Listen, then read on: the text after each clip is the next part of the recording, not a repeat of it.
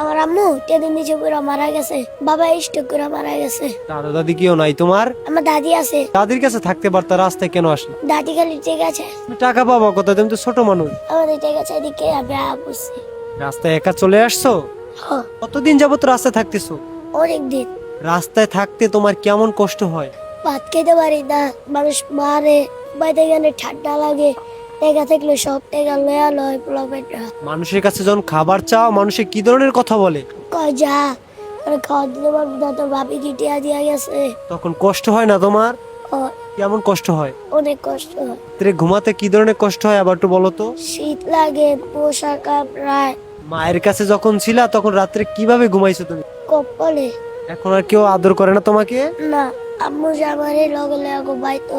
এখন তুমি ভাতের জন্য মানুষের কাছে গেলে মানুষে তোমারে ভালোবাসে না, বিভিন্ন ধরনের কথা বলে, জি, তখন মায়ের কথা মনে পড়ে না? পরে কি কথা মনে পড়ে? মায়ে ভাত খাওয়া দেয়। তোমার নাম কি? আকাশ, শিবারি, বাগবাড়িয়া, গ্রামের নাম? কদমতলি। বাবা মা বেঁচে আছে সবাই?